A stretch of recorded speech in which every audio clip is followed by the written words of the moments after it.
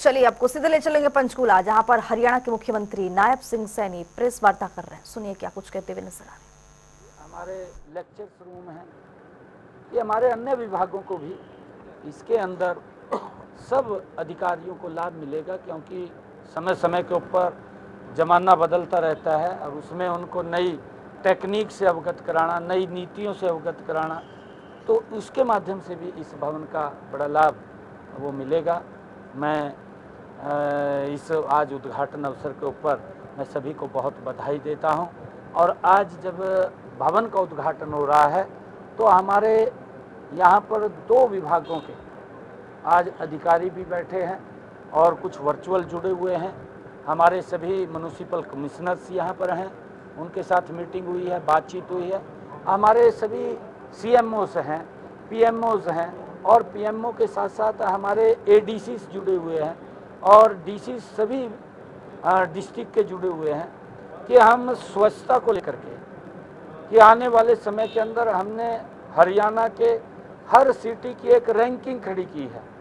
जैसे केंद्र सरकार पूरे देश के शहरों की रैंकिंग करता है, हम हरियाणा के शहरों की रैंकिंग करेंगे स्वच्छता में, कि उसको लेकर के आज सारी रचना योजना वो बनी है और उसके ऊपर काम चालू वो गति से होगा, ताकि हमारा हर शहर सुंदर और स्वच्छ हो, ग्रीनरी से वो भरपूर हो।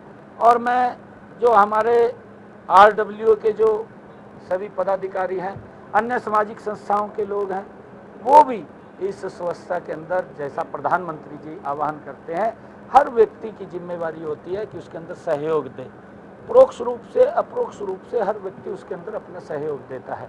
और हमने आज उनसे बातचीत किया है इसको लेकर के स्वच्छता को, क्योंकि 17 सितंबर से सेवा पखवाड़ा का आरंभ हो रहा है, 2 अक्टूबर तक वो चलेगा। उससे पहले हम इसको गति से उस रचना योजना को खड़ी करके उसको आगे बढ़ाने का काम करें। और हमने ये भी निर्णय किया है, हमारे सभी सीएमओस और पीएमओस एडीसीस जुड़े हुए हैं, कि हमारे हर डिस्ट्रिक्ट के ऊपर एक हॉस्पिटल अत्याधुनिक सुविधाओं से सुसज्जित, जो उस डिस्ट्रिक्ट के अंदर प्राइवेट हॉस्पिटल में सुविधाएं मिलती हैं, अब हमारे डिस्ट्रिक्ट सरकारी हॉस्पिटल में वो सारी सुविधाएं मिलेंगी। उनमें डायलिसिस की व्यवस्था भी होगी, उनमें सीटी स्कैन की भी होगी, एमआरआई की भी होगी, उसमें डिजिटल एक्सरे की भी होगी, अल्ट्रासाउंड की भी होगी और लैब भी होगी। और वहाँ पर सभी व्यवस्थाओं से सुसज्जित वो हॉस्पिटल होंगे। उसको लेकर के भी आज हमने यहाँ सभी सीएमओस और पीएमओस को बुलाया हुआ था, उनसे भी बातचीत हुई है और उसके ऊपर काम भी चल रहा है। उसका बजट भी हमने जारी कर दिया है, उसका सामान भी आ रहा है। 17 सितंबर को हम फर्स्ट फेज के हॉस्पिटल उनका उद्घाटन कर देंगे, उनमें सारी सुविधाएं आ जाएंगी 17 सितंबर तक, और बाकी के बचेंगे अगली डेट के ऊपर, उनको भी हम पूरा कर लेंगे। आज हमने बैठ करके ये विषय किया है। सर, चाहे शहर हो चाहे सरकार हो, तो सफाई के लिए कड़े तौर पर तो जिम्मेदारी तय करनी पड़ेगी ना सर, की सफाई नहीं करेंगे।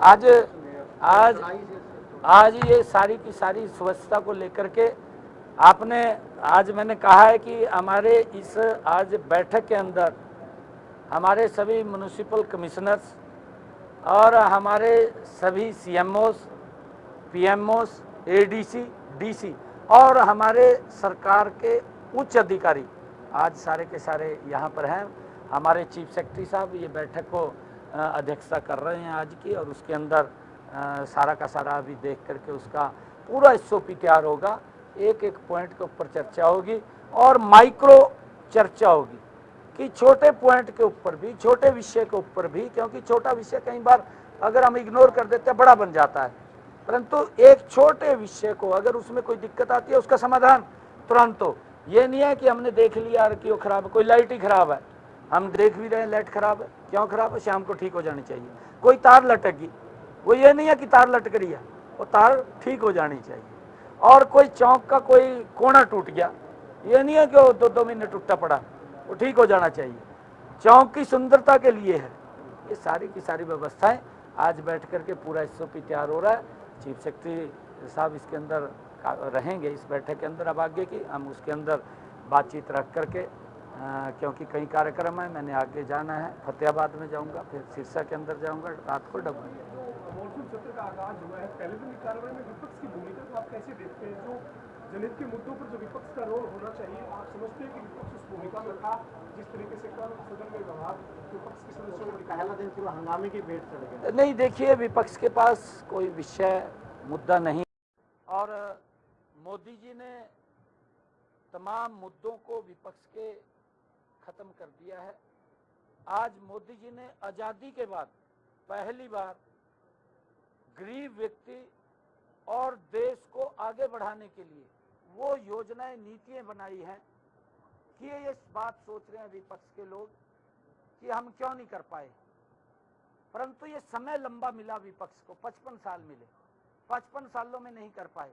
अब तो वो झूठ की दुकान खोल कर बैठे हैं, किसी झूठ को लेकर के वो फलाने का काम करते हैं। बस ये झूठ पार्टी या और नहीं है कुछ भी, ये तो झूठ इन्नू कोई कहीं ते गढ़ का दे दिया और उसने फलाने का नीचा काम कराने, बाकी कुछ नहीं रहा।